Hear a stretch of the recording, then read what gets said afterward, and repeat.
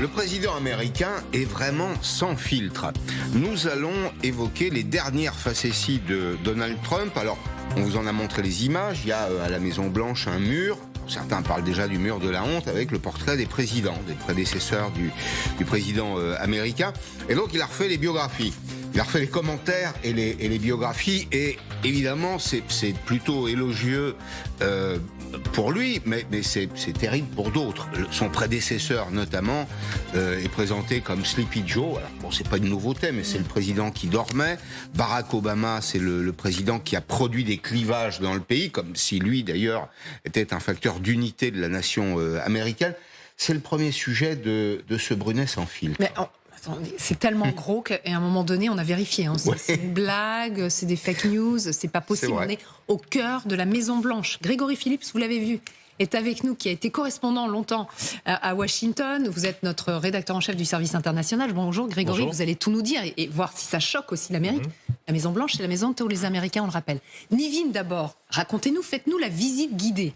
Eh bien, bienvenue à la Maison-Blanche. Je vous présente The Walk of Fame, l'allée des présidents. C'est là que se trouvent les portraits de tous les prédécesseurs de Donald Trump, tous les locataires de la Maison-Blanche, à l'exception, vous le savez, de Joe Biden, dont le portrait a été remplacé par une image d'un stylo automatique. Et comme si cela ne suffisait pas, hier, Donald Trump a décidé de nouveaux petits réaménagements.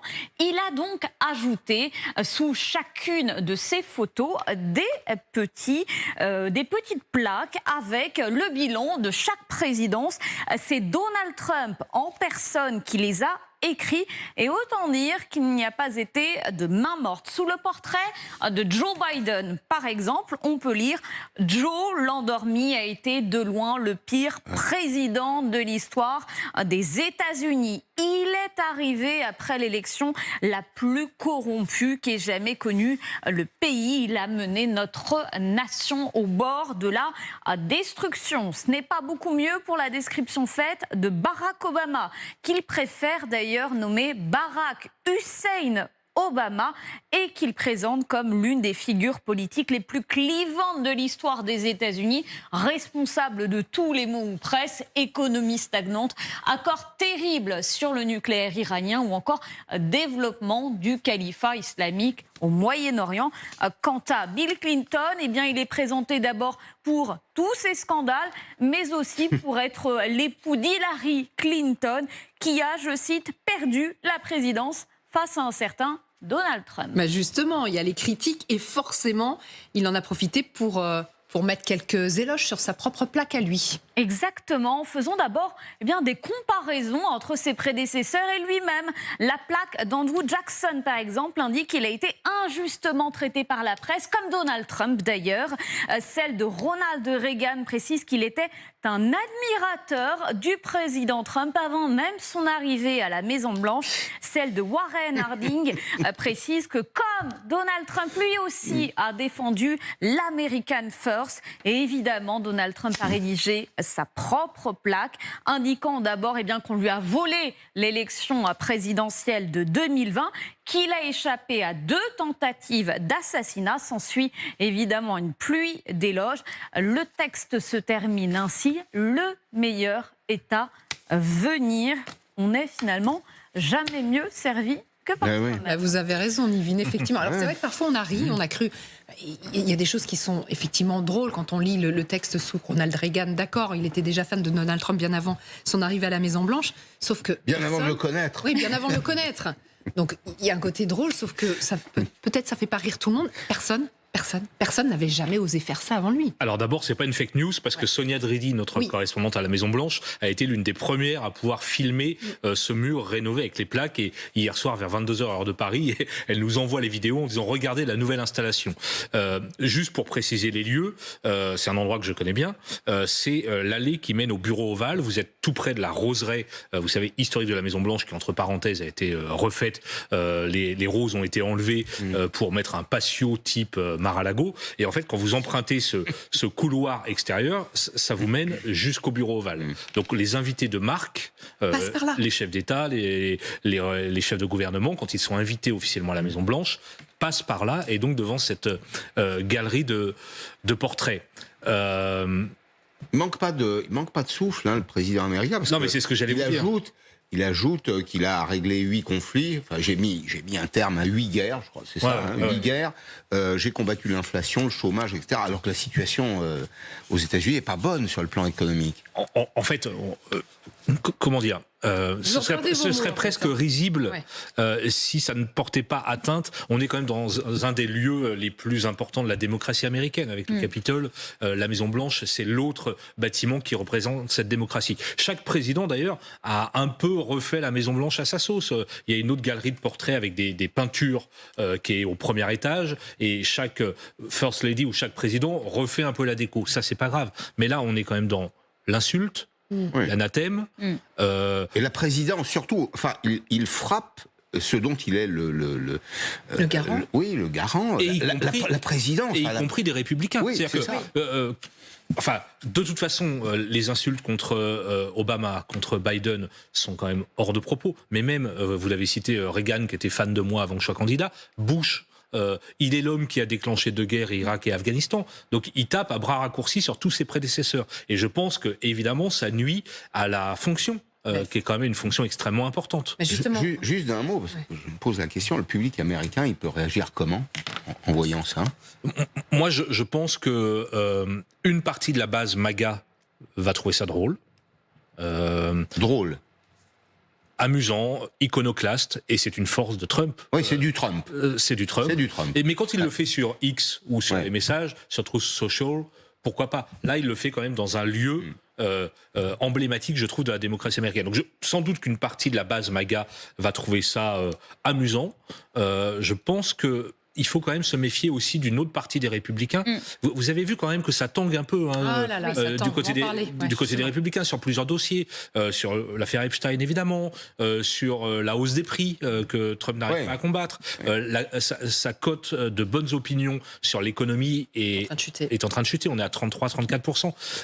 Là, je pense que quand par exemple on s'amuse à critiquer Reagan ou Bush, ça peut quand même froisser une partie de l'électorat républicain. Sans se moquer par exemple de ses prédécesseurs républicains, parfois ils réécrivent totalement leur mandat avec l'accent qui est mis sur certains événements, certains faits historiques pour évidemment ramener tout ça à lui. Donc là aussi, il y a des bilans qui sont un peu mensongers et de la part des républicains aussi, ça peut blesser. Alors justement, on a un représentant des républicains en direct avec nous, Isaac Barchicha, bonjour, vice-président des Républicains Overseas en France. On va revenir justement sur... Ça commence à tanguer du côté des Républicains. Mais d'abord, première question sur ce que vient de faire Donald Trump. Mais de quel droit? Il est le président des États-Unis. Il a été largement élu il y a à peine un an. Il avait annoncé d'une certaine manière la couleur. Il n'a pas changé à 79 ans de façon de présenter un bilan selon lui. Donc ceux qui le connaissent ne sont pas forcément choqués. Après, on sait que c'est un showman, on sait que là, pour le coup, il a des propos qui, en France, peuvent perturber, choquer, mais en Amérique, c'est tout à fait normal. Il a subi lui-même des accusations ou des mots d'oiseau de ses opposants.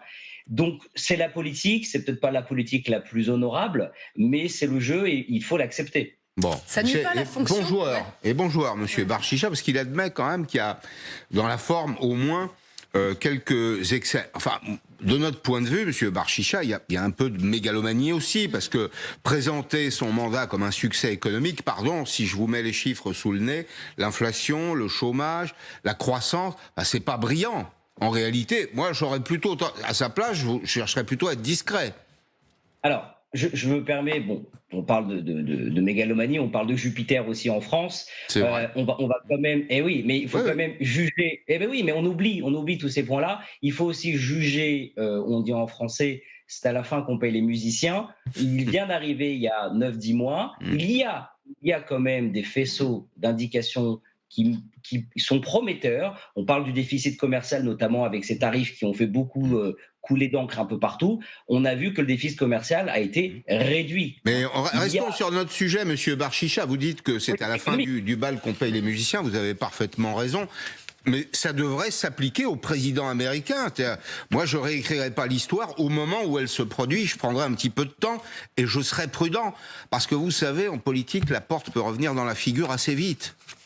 Et ça, c'est le problème des électeurs qui feront en leur âme et conscience le moment venu, sauf qu'on est dans un deuxième mandat et que pour l'instant, Trump n'a même pas encore atteint son mi-mandat. Il a annoncé un certain nombre de choses durant sa campagne qu'il met à exécution. Vous disiez il y a quelques minutes, on parlait du sujet des fameux 8 guerres en 10 mois. Alors, j'ai peut-être pas exactement le même compte, mais en tout cas, il y a plusieurs guerres qui ont été calmées, réduites, anéanties, neutralisées. On voit un Moyen-Orient, Proche-Orient qui s'est... Où ça, comme ça Où ça, par exemple par exemple, entre Israël et Gaza. Je suis désolé, on peut le dire depuis un mois et demi, 2 mois, c'est un peu plus calme quand même. C'est vrai, il y a moins de morts. C'est l'un des cessez-le-feu. C'est un cessez-le-feu parmi tant d'autres. Oui, mais madame, on n'a pas réussi pendant 2 ans à avoir un cessez-le-feu qui tenait. Si, il y avait eu des cessez-le-feu précédemment. Reconnaissons que Trump a permis la libération des derniers otages. Absolument. Et ça, c'est à mettre à son crédit. Mais il y avait eu des cessez-le-feu précédemment, même sous Joe Biden. Mais effectivement, alors si vous voulez, mais juste, est-ce que ça n'affaiblit pas quand même la fonction présidentielle, d'après vous? Écoutez, personnellement, vous n'avez pas été choqué de voir ainsi votre maison? C'est la maison des Américains, la Maison Blanche. C'est pas la maison. Quand vous avez reçu l'information, est-ce que vous ne vous êtes pas dit ça va être compliqué à défendre quand même? Écoutez, moi je veux dire, on peut défendre Trump la personne, on peut défendre son message politique.